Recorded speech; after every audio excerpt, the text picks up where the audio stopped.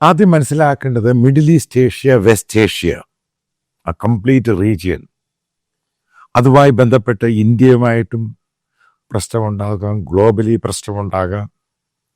ഏതാണ്ട് കൺഫേംഡ് ആണ് അമേരിക്കയും ഇറാനും തമ്മിൽ 100% യുദ്ധം ഉണ്ടാകും.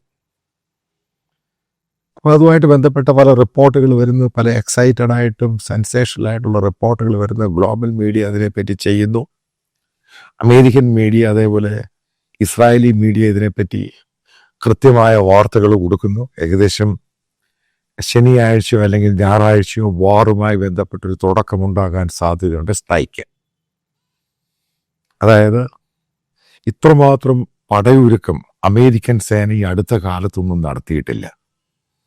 ആ രീതിയിലാണ് ട്രംപ് രണ്ടും കൽപ്പിച്ച് അങ്ങ് പോവുകയാണ്. മനസ്സിലാക്കുക, വെൽ പ്രിപ്പയർഡ് ആണ്, ശരിക്കും പ്രിപ്പയർ ചെയ്താണ് അവരുടെ മൂവ്മെന്റ്. അതിന്റെ സമയമെടുത്താണ് അവർ ചെയ്യുന്നത്. മനസ്സിലാക്കേണ്ട ഒരു സംഭവമുണ്ട് ഇതുമായി ബന്ധപ്പെട്ട പ്രധാനപ്പെട്ട ഒരു സംഭവം. എന്തിനാണ് അമേരിക്കയുടെ സീനിയർ ആയിട്ടുള്ള ഡിഫൻസിന്റെ അഡ്മിറൽ സാമുവൽ പാപ്പാറോ അദ്ദേഹത്തിന് ഇന്ത്യയിൽ വന്നത്? അപ്പം അദ്ദേഹം ഇന്ത്യയിൽ വന്നു, ഇന്ത്യയുടെ സീനിയർ ആയിട്ടുള്ള സൈനിക മേധാവികളുമായി സംസാരിച്ചു, ഡിസ്കഷൻ ഉണ്ടായിരുന്നു. അതിൻ്റെ അകത്ത് സെർജിയോ ഗോർ, അമേരിക്കയുടെ ഇന്ത്യൻ അംബാസഡർ, അദ്ദേഹം അതിൻ്റെ അകത്ത് പങ്കെടുത്തു. പിന്നീട് അദ്ദേഹം നോർത്തേൺ വെസ്റ്റേൺ കമാൻഡ്, അതായത് ഡിഫൻസിന്റെ കമാൻഡുകൾ, അവിടെ പോയി സംസാരിച്ചു. ആ മീറ്റിങ്ങിൽ എയർഫോഴ്സിന്റെ സീനിയർ ആയിട്ടുള്ള നോർത്തേൺ കമാൻഡ് അവരും ആ മീറ്റിങ്ങിൽ പങ്കെടുത്തു. എന്തിനാണ് അദ്ദേഹം പെട്ടെന്ന് അമേരിക്കൻ അംബാസഡറും അദ്ദേഹം രണ്ടുപേരും കൂടെ ഇന്ത്യൻ ലീഡേഴ്സുമായിട്ടും അതേപോലെ തന്നെ ഇന്ത്യയുടെ ഡിഫൻസ് ലീഡേഴ്സുമായിട്ടും സംസാരിച്ചു? എന്താണ്, തിയേറ്റർ കമാൻഡുമായിട്ട് വിസിറ്റ് ചെയ്യുന്നു. അതിനെപ്പറ്റി അദ്ദേഹം ചണ്ഡീഗഡിലെ ചാന്തി മന്ദിർ, അവിടെയാണ് ഇന്ത്യയുടെ ഈ പറയുന്ന വെസ്റ്റേൺ കമാൻഡ് എന്ന് പറഞ്ഞാൽ തന്നെ നോർത്തേൺ കമാൻഡിൻ്റെ ഒക്കെ പ്രധാനപ്പെട്ട ഒരു ഹെഡ് ക്വാർട്ടേഴ്സ് എന്ന് പറഞ്ഞാൽ, കാരണം 2 കോർ ആണെങ്കിലും മറ്റുള്ള ഒഫൻസീവും ഡിഫൻസീവുമായിട്ടുള്ള ഇന്ത്യൻ ഡിഫൻസിന്റെ മേജർ പരിപാടികളൊക്കെ നടക്കുന്ന ആ സ്ഥലത്താണ്. അതിൻ്റെ അകത്ത് പാകിസ്ഥാന്റെ ബോർഡറുണ്ട്, ചൈനയുടെ ബോർഡറുണ്ട്. എന്തിനാണ് അദ്ദേഹം ഇന്ത്യയിൽ വന്നത് ചോദ്യമാണ്. അപ്പം പെട്ടെന്ന് ഇന്ത്യയിൽ വരേണ്ട ആവശ്യം എന്തുവാ? ഈ പറയുന്ന സംഭവങ്ങളൊന്നുമില്ല. കാരണം അതിൻ്റെ അകത്ത് പ്രധാനപ്പെട്ട കാരണം എന്ന് പറയുന്നത്, ഇപ്പൊ അമേരിക്കൻ ബേസ് ഉണ്ട് ഇറാനുമായിട്ട് ചേർന്ന്. സൗദിയിലുണ്ട്, ഖത്തറിലുണ്ട്, UAE-യിലുണ്ട്, അതേപോലെ തന്നെ ജോർദാനിലുണ്ട്, മറ്റുള്ള പല ഭാഗത്തും ഏകദേശം 12ഓളം ബേസുകളുണ്ട് അമേരിക്കയ്ക്ക്. അതായത് ഇറാന് ചുറ്റപ്പെട്ട് കിടക്കുന്ന ബേസുകൾ. പിന്നെ ഇന്ത്യയുടെ അടുത്ത് കിടക്കുന്ന ഡിയാഗോ ഗ്രാഷ്യ, അത് വലിയൊരു ബേസാണ്. അതായത് വലിയൊരു ബേസാണ് ഈ ഡിയാഗോ ഗ്രാഷ്യ എന്ന് പറയുന്നത്. അതിനകത്ത് ഈ പറയുന്ന ആൾക്കാർക്കൊന്നും എൻട്രി ഒന്നുമില്ല. എന്തിനാണ് അദ്ദേഹം ഇന്ത്യയിൽ വന്നത്? ഇതാണ് ചോദ്യം.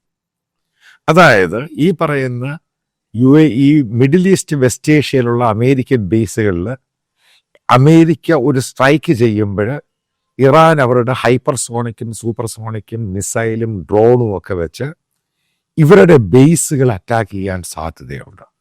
അറ്റാക്ക് ചെയ്യും ഉറപ്പായിട്ടും. കാരണം അവരുടെ അതിൻ്റെ സ്റ്റോക്ക് പൈൽസ് ഒക്കെ ഉണ്ട്. അവർക്ക് അവരുടെ സൂപ്പർസോണിക്കും ഹൈപ്പർസോണിക്കുമായിട്ടുള്ള മിസൈൽസ് ഉണ്ട്. അപ്പം ഈ പറയുന്ന ഡ്രോൺ ഒന്നും കാര്യമായിട്ട് നടക്കും, പക്ഷെ മിസൈൽസ് ഉണ്ട്. അപ്പം ഇതൊക്കെ വെച്ച് ഇവർ അറ്റാക്ക് ഒരു ഇത്ര പരിധി വരെ ഇത് മാത്രമേ ഈ എയർ ഡിഫൻസ് സിസ്റ്റത്തിന് തടഞ്ഞു നിർത്താൻ സാധിക്കുകയുള്ളൂ. അത് നമ്മൾ കണ്ടതാണ്. അതിനകത്ത് സക്സസ് എന്ന് പറയുന്നത് ഇസ്രായേലിൻ്റെ തന്നെയാണ്. ഏകദേശം 90% ഈ ഇറാന്റെ മിസൈൽസും ഡ്രോൺസും ഇവർ തടഞ്ഞു നിർത്തി. അതായത് ഡിഫ്യൂസ് ചെയ്തു. കാരണം വലിയ ഡാമേജ് ഇല്ലാതെ കൊണ്ടുപോയി. അപ്പം ഈ ഒരു സന്ദർഭത്തിൽ ഇസ്രായേൽ പോലെ പക്വമായ ഡിഫൻസ് സ്ട്രാറ്റജിയുള്ള രാജ്യങ്ങളല്ല ഈ പറയുന്ന അറബ് രാജ്യങ്ങൾ. നമ്മൾ സൗദി ആണെങ്കിലും UAE ആണെങ്കിലും ഖത്തർ ആണെങ്കിലും ഈ മറ്റുള്ള പല രാജ്യങ്ങളിലും ഇവർക്കൊന്നും ഇവരുടെ എക്യുപ്മെന്റ്സ് ഒക്കെ ഉണ്ട്, പക്ഷെ ഇത് പ്രോപ്പറായിട്ട് ഉപയോഗിക്കാൻ ഈ രാജ്യങ്ങളിലുള്ള സൈനികർക്ക് അറിയത്തില്ല. ഹൈ എൻഡും ഹൈ ടെക്നോളജിയൊക്കെ ഉള്ള സംഭവങ്ങളാണ്. കാരണം അറബ് ജനതയുടെ ഒരു സംഭവമാണ് ഡിഫൻസുമായിട്ടൊക്കെ ബന്ധപ്പെട്ട് അവർ വളരെ വളരെ വളരെ പുറകിലാണ്. അപ്പോൾ അങ്ങനെ ഒരു സാഹചര്യത്തിൽ അമേരിക്കൻ ബേസുകളിൽ അവർ എയർക്രാഫ്റ്റുകൾക്ക് പ്രോപ്പറായിട്ട് ഈ ഓപ്പറേഷനിലൊക്കെ പങ്കെടുക്കാൻ സാധിക്കാതെ വരുമ്പോഴേ അവിടുന്ന് അവർ ഷിഫ്റ്റ് ചെയ്യേണ്ടി വരും. അതിന് ഉദാഹരണം പറഞ്ഞുതരാം. അതായത് ഇറാൻ മിസൈൽ ഇട്ടു ഖത്തറിലോട്ട്. കാരണം അമേരിക്ക ബോംബ് ചെയ്ത് കഴിയുമ്പോൾ ഒരു പെട്ടെന്ന് നിർത്താൻ വേണ്ടി ഒരു സൊല്യൂഷൻ്റെ ഭാഗമായിട്ട്. അപ്പം ആ ചെയ്ത സമയത്ത് നിങ്ങൾ കണ്ടു കാണും, അവർ അമേരിക്കൻ ബേസിലോട്ടും മറ്റു പലയിടത്തും ചിലതൊക്കെ ഇവർ ഇൻ്റർസെപ്റ്റ് ചെയ്തു. പക്ഷേ ഇത് വന്ന് വീണു. പക്ഷേ ഇത് വന്ന് വീണത് സംഭവം ഉള്ളത് കൃത്യമായിട്ട് പറയാം, അത് എയർ ഡിഫൻസ് സിസ്റ്റത്തെ പൂർണ്ണമായിട്ടും അതുകൊണ്ട് തടുക്കാൻ സാധിച്ചിട്ടില്ല. കാരണം അത്രമാത്രം ഇസ്രായേൽ പോലെ അത്രമാത്രം ശക്തമല്ല എയർ ഡിഫൻസ് സിസ്റ്റം. അതതിൻ്റെ കാര്യം, അതതിൻ്റെ പ്രധാനപ്പെട്ട കാര്യം എന്ന് പറയാം. അത് ഇത്രയും രാജ്യങ്ങൾ കിടക്കുന്നു, UAE കിടക്കുന്നു, സൗദി കിടക്കുന്നു, ജോർദാൻ കിടക്കുന്നു, മറ്റുള്ള രാജ്യങ്ങൾ സൈപ്രസ് ആ ഭാഗത്ത് കിടക്കുന്നു. അപ്പം ഇങ്ങോട്ടൊക്കെ ഈ സംഭവം വന്നു കഴിഞ്ഞു കഴിഞ്ഞാൽ അമേരിക്കൻ എയർക്രാഫ്റ്റ് ഒരു മേക്ക് ഷിഫ്റ്റ്, അത് എക്സ്ട്രീമായിട്ട് ചിന്തിക്കുമ്പോൾ അവർക്ക് പെട്ടെന്ന് ഷിഫ്റ്റ് ചെയ്യാൻ ഒരു സ്പേസ് വേണം. അതിന് അവർ അനുയോജ്യമായിട്ട് കണ്ടിരിക്കും. ഉറപ്പായിട്ടും ഡിയോഗ ഗ്രാഷി അവർ ഉപയോഗിക്കും. പക്ഷേ ഇവിടെ ഇത്രയും എയർക്രാഫ്റ്റുകളുണ്ട്. ഈ പെട്ടെന്ന് പോയി ലാൻഡ് ചെയ്യുക, ഫൈറ്റ് ചെയ്യുക, പെട്ടെന്ന് വന്ന് എയർക്രാഫ്റ്റ് കരിയർ ഇറങ്ങുമെന്ന് പറയുന്നത് അത്ര സിമ്പിൾ അല്ല. ഡിപ്പെൻഡ്സ് ഓൺ വെതറും എല്ലാം അത് മാറ്റർ ചെയ്യും. അപ്പോൾ അവർക്ക് ഗ്രൗണ്ടുമായി ബന്ധപ്പെട്ട ബേസുകൾ വേണം. അതായത് നിങ്ങൾക്ക് ഓർമ്മയുണ്ടായിരിക്കും, ഈ അതായത് പണ്ട് ആദ്യം നടന്ന അറബ് യുദ്ധത്തിൻ്റെ ഭാഗമായിട്ട് അമേരിക്കൻ എയർക്രാഫ്റ്റുകൾക്ക് ഇന്ത്യയിൽ നിന്നാണ് ഈ പറയുന്ന റീഫ്യൂലിംഗ് ഫെസിലിറ്റീസ് ആദ്യം കൊടുത്തത്. അതേപോലെ അഫ്ഗാനിസ്ഥാനിൽ പോലും എന്ന റീഫ്യൂലിംഗ് ഫെസിലിറ്റീസ് കൊടുത്തു. അപ്പം ഇതിനകത്ത് റീഫ്യൂലിംഗ് ഫെസിലിറ്റീസ് ഉണ്ട്. ഒന്ന്. രണ്ടാമത് ഈ പറയുന്ന എയർക്രാഫ്റ്റുകൾക്ക് വെപ്പൺസ് ലോഡ് ചെയ്യണം. അങ്ങനെ ഒരു സാഹചര്യം ഉണ്ടായിക്കഴിഞ്ഞാൽ ഇന്ത്യൻ ടെറൈൻ ഉപയോഗിക്കണം. ഇതാണ് അതിൻ്റെ ഉദ്ദേശ ലക്ഷ്യം എന്ന് പറയുന്നത്. അപ്പം അതിനുവേണ്ടിയാണ് ഈ സാമുവൽ പപ്പാറാവോ എന്ന് പറയുന്ന അഡ്മിറൽ ഇന്ത്യ വിസിറ്റ് ചെയ്ത്. അപ്പോൾ ഇന്ത്യ അതുമായിട്ട് ഓഫറും ചെയ്തു. ഏകദേശം ഞാൻ അറിഞ്ഞിടത്തോളം ഇന്ത്യൻ പ്രധാനമന്ത്രി ട്രംപുമായിട്ട് കഴിഞ്ഞ 2 ആഴ്ചയ്ക്കുള്ളിൽ ഏകദേശം 12ഓളം പ്രാവശ്യമാണ് ടെലഫോണിക് കോൺവെർസേഷൻ നടത്തിയിരിക്കുന്നത്. ഉറപ്പായിട്ടും അതിനെപ്പറ്റി പറയാം, ഇൻ ഡീറ്റെയിൽ ആയിട്ടൊരു വീഡിയോ ചെയ്യുക. അതായത് ട്രംപ് ഇന്ത്യൻ പ്രധാനമന്ത്രിക്ക് ഉറപ്പ് കൊടുത്തിട്ടുണ്ട് ഇന്ത്യയിൽ ഇൻവെസ്റ്റ്മെൻറ്റ് ചെയ്യാനും, അതേപോലെ തന്നെ ചൈനയുടെ പൊട്ടൻഷ്യൽ ത്രട്ടിന് വേണ്ടി എന്താണ് അമേരിക്കയ്ക്ക് ചെയ്യാൻ സാധിക്കുന്നത്, ആ രീതിയിലുള്ള അലയൻസ് എഗ്രിമെൻറ്റും, അതായത് എങ്ങനെയാണ് ഖത്തറുമായിട്ടും മറ്റുള്ള രാജ്യങ്ങളായിട്ട് ഇസ്രായേലുമായിട്ടൊക്കെ എഗ്രി ചെയ്തിരിക്കുന്നത്. അതായത് ഖത്തറിനെ ആക്രമിച്ചാൽ അമേരിക്കയെ ആക്രമിക്കുന്നത് പോലെയായിരിക്കും. നിങ്ങൾക്ക് ഓർമ്മയുണ്ടായിരിക്കും സൗദി അറേബ്യയും പാകിസ്ഥാനും ചെയ്തത്. പാകിസ്ഥാനെ ആക്രമിക്കുന്നത് സൗദിയെ ആക്രമിക്കുന്നത് പോലെയായിരിക്കും. ഒരു മ്യൂച്വൽ അണ്ടർസ്റ്റാൻഡിങ് MOU ആണ്. അപ്പം അതേപോലെ ഇന്ത്യയും അമേരിക്കയും തമ്മിൽ അങ്ങനെ ഒരു എഗ്രിമെൻറ്റിലോട്ട് പോവുകയാണ്. കാരണം ചൈന ഇന്ത്യയിൽ ആക്രമിച്ചാൽ അത് അമേരിക്കയെ ആക്രമിച്ചതുപോലെ ആയിരിക്കും. ഇതാണ് അതിൻ്റെ ഇൻ ഡീറ്റെയിൽ ആയിട്ട് ഞാൻ വേറൊരു വീഡിയോയ്ക്കകത്ത് പറയാം എന്താണ് ഇതിൻ്റെ എഗ്രിമെൻറ്റ്. അതായത് ട്രംപ് അക്ഷരാർത്ഥത്തിൽ അത് ഇന്ത്യയോട് സമ്മതിച്ചിരിക്കുകയാണ് അങ്ങനൊരു MOU സൈൻ ചെയ്യാൻ വേണ്ടി. നിങ്ങൾക്കറിയാം, തായ്വാനിലോ അതേപോലെ തന്നെ ഹോങ്കോങ്ങിലോ കൊറിയയിലോ ജപ്പാനിലോ ഈ ചൈനീസ് പൊട്ടൻഷ്യൽ ത്രെട്ട് വരുമ്പോൾ അമേരിക്കൻ ഷിപ്സ് എല്ലാം കൂടെ ഒരു പടക്കൂട്ടം അങ്ങ് പോവുകയാണ് പ്രൊട്ടക്ഷനായിട്ട്.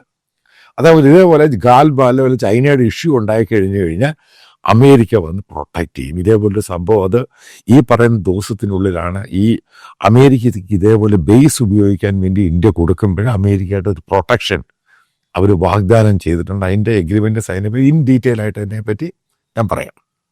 ഇപ്പം എന്താണ് ഈ വാറിൻ്റെ ഏറ്റവും വലിയ പ്രത്യേകത? ഇറാൻ, അമേരിക്ക, അതായത് ഇസ്രായേലുമായിട്ടുള്ള പ്രത്യേകത. അതായത് അമേരിക്ക ലേറ്റസ്റ്റ് ആയിട്ടുള്ള പല വെപ്പൺസ് ഉപയോഗിക്കും.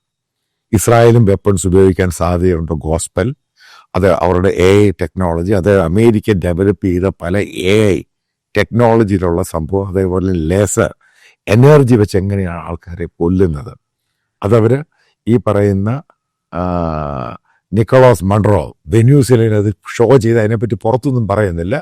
പക്ഷേ ഈ യുദ്ധത്തിൽ അവരത് പുറത്തെടുക്കാൻ സാധ്യതയുണ്ട്. പക്ഷേ ഏറ്റവും കൂടുതൽ ടെൻഷൻ അടിക്കേണ്ട ഒരു സംഭവം മലയാളികൾ, ഇന്ത്യക്കാർ തന്നെയാണ്. അതായത് ഈ പറയുന്ന ഇറാൻ എന്ന് പറയുന്നത് വാറിൻ്റെ സ്ട്രൈക്ക്, അമേരിക്കൻ സ്ട്രൈക്ക് തുടങ്ങിക്കഴിഞ്ഞു കഴിഞ്ഞാൽ അവർക്ക് ഡിഫെൻസീവായിട്ട് ഒറ്റ കാര്യം മാത്രമേ ചെയ്യാൻ പറ്റത്തുള്ളൂ. അതായത് ഈ പറയുന്ന ദുബായ് സിറ്റി ആണെങ്കിലും അബുദാബി സിറ്റി ആണെങ്കിലും റിയാദ് ആണെങ്കിലും ഖറ്റാർ ആണെങ്കിലും അമേരിക്കൻ ബേസ് ഉള്ള സിറ്റികളിൽ ഇവർ ബേസുകളിലായിരിക്കില്ല അറ്റാക്ക് ചെയ്യുന്നത്. ആൾക്കാർ താമസിക്കുന്ന സിറ്റികളിലും ഇതേപോലെ തന്നെ ക്രൂഷ്യലായിട്ടുള്ള മറ്റുള്ള പ്രധാനപ്പെട്ട സംഭവങ്ങളിലും പോർട്ടുകളിലും ഇവർ ലോങ് റേഞ്ച് മിസൈൽ വിടാൻ സാധ്യതയുണ്ട്. അത് അമേരിക്കൻ കാണുന്നുണ്ട്, പല ഇന്റർനാഷണൽ പത്രങ്ങളും അത് റിപ്പോർട്ട് ചെയ്തിട്ടുണ്ട്. അപ്പൊ അതിനെ എങ്ങനെ ഓവർകം ചെയ്യും, അപ്പൊ അതിൻ്റെ ടോക്സും സംഭവങ്ങളുമാണ് ഒരു വശത്ത് പോയിക്കൊണ്ടിരിക്കുന്നത്. എത്ര ദിവസത്തേക്കായിരിക്കും ഏതാണ്ട് തീരുമാനം വന്നിരിക്കുന്നത്? ഏകദേശം ഇതൊരു സ്ട്രൈക്ക് ആണെങ്കിൽ ഏകദേശം ഒരാഴ്ചയാണ് മാക്സിമം എടുക്കുന്നത്. അതായത് ആദ്യത്തെ 1 അല്ലെങ്കിൽ 2 മണിക്കൂറിനുള്ളിൽ കൃത്യമായിട്ടുള്ള വിവരങ്ങൾ വരും ഈ വാറിന്റെ പോക്ക് എങ്ങോട്ടാണ് എന്നുള്ളത്. ഒരു കാര്യം നിങ്ങൾ മനസ്സിലാക്കുക, അമേരിക്കൻ ഡ്രോൺസും ഇസ്രായേലി ഡ്രോൺസും ഇറാന്റെ മുകളിൽ 24 അവേഴ്സും പറന്നുകൊണ്ടിരിക്കുകയാണ് എപ്പോഴും. ഇതെന്താണ് ഈ ടെൻഷൻ തുടങ്ങാമെന്ന് മുതൽ. അതിന്റെ കാര്യം എന്ന് പറഞ്ഞാൽ അവർക്ക് മനസ്സിലാകണം, കാരണം ആളില്ലാത്ത ഡ്രോൺസ് ആണ്, അവർക്ക് മനസ്സിലാകണം ഇത് എത്രമാത്രം ഇറാന് എയർ ഡിഫൻസ് സിസ്റ്റം ഉണ്ട്, അവർ ഫയർ ചെയ്യാൻ പറ്റുമോ. ഇത് വേണമെങ്കിൽ പറയാം ഡമ്മി ഡ്രോൺസ് എന്ന് വേണമെങ്കിൽ പറയാം. ആ ഡ്രോൺസ് ആണ് ഇവർ, കാരണം ഇവർ ഫയർ ചെയ്യുന്നോ ഇല്ലയോ എന്ന് അറിയാൻ വേണ്ടി. ഉറപ്പായിട്ടും അത് കമ്മ്യൂണിക്കേറ്റീവും കൂടെ ആയിരിക്കും. ആ രീതിയിലാണ് ഇത് പോകുന്നത്. ഒരു കാര്യം കൃത്യമായിട്ട് പറയാം, വാർ തുടങ്ങിയതിൻ്റെ ആദ്യത്തെ 1 മണിക്കൂറിനുള്ളിൽ തന്നെ അലി അയത്തുള്ള ഖമൈനി, അതിൻ്റെ അവരുടെ ആധ്യാത്മിക നേതാവിനെ താട്ട്, പിന്നെ പ്രധാനപ്പെട്ട ഷിയ ലീഡേഴ്സിനെ മുഴുവനും താട്ട്. ഇതാണ് ഇവരുടെ പ്ലാൻ എന്നാണ് ജെറുസലേം പോസ്റ്റ് ആണെങ്കിലും ചില ഇസ്രായേലി പത്രങ്ങളും ഒക്കെ റിപ്പോർട്ട് ചെയ്തിരിക്കുന്നത്. അതായത് അതിനെ റിട്ടാലിയേറ്റ് ചെയ്യാൻ വേണ്ടി ചിലപ്പോൾ സൗദിയിലെ സുന്നി ആരാധനാലയങ്ങളും മറ്റുള്ള സംഭവങ്ങളും, അതായത് ഇവർ പലതും പറയുന്നത് മെക്ക മദീനയൊക്കെ ടാർഗറ്റ് ചെയ്യുമെന്നാണ് പറയുന്നത് ഷിയ ഭരണകൂടം അങ്ങനെ ചെയ്യുകയാണെങ്കിൽ. അപ്പോൾ ആ രീതിയിലുള്ള ഭയപ്പാടുമുണ്ട്. കാരണം മുസ്ലിങ്ങളുടെ റമദാൻ മാസവുമായിട്ട് മുന്നോട്ട് പോവുകയാണ്. അപ്പം ആ ഒരു സന്ദർഭത്തിലാണ് ഇതിൻ്റെ പ്രാധാന്യം കൂടുതൽ. ഈ പറയുന്ന പെരുന്നാളുമായിട്ട് മുന്നോട്ട് പോകും, അതിനു മുമ്പ് ഈ സംഭവം തീർക്കണം. അതുകൊണ്ടാണ് ഇത് ശനിയാഴ്ചയോ അല്ലെങ്കിൽ ഞായറാഴ്ചയോ അല്ലെങ്കിൽ തിങ്കളാഴ്ചയോ ഈ വാർ തീർക്കാമെന്നുള്ള രീതിയിലോട്ട് മുന്നോട്ട് പോകുന്നത്. പിന്നീട് അമേരിക്കയ്ക്ക് താല്പര്യമുണ്ട്, കാരണം ഇറാൻ പിടിച്ചെടുത്തു കഴിഞ്ഞാൽ ലോകത്തിലെ, അതായത് അതായത് ക്രൂഡ് ഓയിൽ എന്ന് പറഞ്ഞ് അമേരിക്കയുടെ കൈവശമായിരിക്കും 90%. അവരായിരിക്കും അത് കൺട്രോൾ ചെയ്യുന്നത്. ഇതൊക്കെ ഇതിൻ്റെ അകത്ത് വലിയ ബിസിനസ് പ്രാധാന്യമൊക്കെ ഉണ്ട്. ഒരു കാര്യം നിങ്ങൾ മനസ്സിലാക്കണം, അമേരിക്കൻ മാർക്കറ്റ് വളരെ ചരിത്രത്തിൽ ഏറ്റവും ഇല്ലാത്ത രീതിയിലാണ് മുന്നോട്ട് പോകുന്നത്.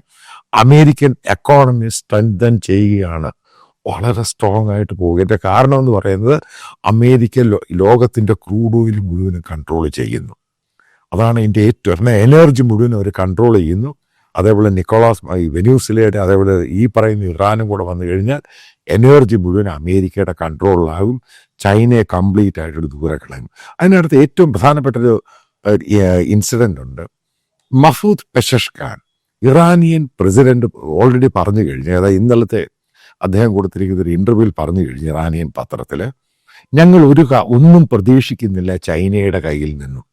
ചൈന പല രീതിയിലുള്ള ഇൻവെസ്റ്റ്മെൻറ്റും ഇറാനിൽ ചെയ്യാമെന്ന് പ്രോമിസ് ചെയ്തിരുന്നു കഴിഞ്ഞ 5-6 വർഷം മുമ്പ് പലതും. പക്ഷെ ചൈനീസ് എക്കോണമി വളരെ മോശമായതിൻ്റെ പേരിലും ചൈന ഒരു രീതിയിലും ഞങ്ങളെ സഹായിക്കുന്നില്ല. ഒന്നാമത്തെ സ്ഥാനം. രണ്ടാമത്തെ കാര്യം, ഈ പറയുന്ന ഇറാനാണ് ഡ്രോൺസും മിസൈലും ഒക്കെ റഷ്യക്ക് കൊടുക്കുന്നത്. റഷ്യയുടെ എക്കോണമി ഏതാണ്ട് വെടി തീർന്നിരിക്കുകയാണ്. ഇങ്ങനൊരു സാഹചര്യം മുൻനിർത്തിയാണ് അമേരിക്ക അതിൻ്റെ മാക്സിമം മുതലെടുത്തിട്ട് ഇറാനെ അടിക്കുമ്പോൾ ലോകത്തൊരു രാജ്യങ്ങൾ ചോദ്യം ചെയ്യാനില്ലാതായി മാറും. ഇതാണ് അതിൻ്റെ പ്രധാനപ്പെട്ട കാരണം. ഇതിൻ്റെ കൂട്ടത്തിൽ ഏതെങ്കിലും രീതിയിൽ ഈ പറയുന്ന ഇസ്രായേലിനെ അടിക്കുവാണെങ്കിൽ നിങ്ങൾ ഒരു കാര്യം മനസ്സിലാക്കിക്കോണം, കാരണം ഇസ്രായേലി ബോംബിംഗ് എന്ന് പറയുന്ന അമേരിക്കയെക്കാളും 100% മുകളിൽ ഷാർപ്പാണ്. കാരണം അവരാണ് ഇതിൻ്റെ ഏറ്റവും മിടുമിടുക്കൻ അമേരിക്കൻ നാവിഗേറ്റേഴ്സിനെക്കാളും വാർ വാരിയേഴ്സാണ് ഈ പറയുന്ന ഇസ്രായേൽ. അമേരിക്കയെക്കാളും വളരെ മുൻപന്തിയിലാണ്. അതവർ ഗ്ലോബലി തെളിയിച്ചു കഴിഞ്ഞു. വളരെ ഷാർപ്പാണ്, പ്രിസൈസാണ്, അടിച്ചെടുത്ത് ദൂരെ കളയും. കാരണം എങ്ങനെയാണ് ഇസ്രായേൽ ഇറാൻ 11 ദിവസം ആദ്യത്തെ ഒറ്റ മണിക്കൂറിനുള്ളിൽ എങ്ങനെയാണ് ഇറാന്റെ അടപ്പ് തെറിച്ചത്, അവരുടെ സീനിയർ നേതാക്കളെ, ഇവരെ അതിൻ്റെ സ്ട്രാറ്റജിക് പൊസിഷൻ, അവരുടെ എയർ ഡിഫൻസ് സിസ്റ്റം എങ്ങനെയാണ് അടിച്ചു കളഞ്ഞത്. ഒന്നാമത്തെ ചാപ്റ്റർ, ഒന്നാമത്തെ പാഠം. രണ്ടാമത് അവർക്ക് പ്രതിരോധം കാരണം ഒഫൻസ് എന്ന് പറഞ്ഞ സാധനം ഇറാൻ ഇല്ലാതാക്കി മാറ്റി. പിന്നെ കുറച്ച് മിസൈൽ വിട്ടു, അത് എങ്ങോട്ടൊക്കെയോ പോയി. ആ രീതിയിലാണ് ഇറാനെ ആക്കി മാറ്റിയത്. അതായത് കംപ്ലീറ്റ് ഇറാൻ്റെ ഡിഫൻസിൻ്റെ സിസ്റ്റം ഡീറെയിൽ ചെയ്ത് കൊടുത്തു. അത് ഈ വാറിനകത്ത് ഏറ്റവും പരമപ്രധാനമാണ് എയർ ഡിഫൻസ്. കാരണം എയർ വാർഫെയർ ആരുടെ കയ്യിലാണ് എയർ വാർഫെയർ? അതായത് വായുവിൽ കൂടെയുള്ള എയറിലുള്ള ഒഫൻസീവ് ഡിഫൻസീവ് സിസ്റ്റം ആരാണ് ആധിപത്യം നേടുന്നത്, അവരായിരിക്കും വാറിൽ ജയിക്കുന്നത്. അത് ലോകത്തെല്ലാവർക്കും അറിയാവുന്ന പ്രാഥമികമായ നമ്പർ 1 സംഭവമാണ്. അതിൽ അമേരിക്ക ഇന്നും മുമ്പിലാണ്. ഇസ്രായേൽ അമേരിക്കയെക്കാളും മുമ്പിലാണ്. കാരണം അമേരിക്കൻ വെപ്പൺസും എയർക്രാഫ്റ്റ് ആണെങ്കിൽ തന്നെ നല്ല നാവിഗേറ്റേഴ്സ്, അതേപോലെ തന്നെ വാരിയേഴ്സ് ഏറ്റവും കൂടുതലുള്ള വെൽ എക്സ്പീരിയൻസ്ഡ് ആയിട്ടുള്ള ഇസ്രായേലിയാണ്.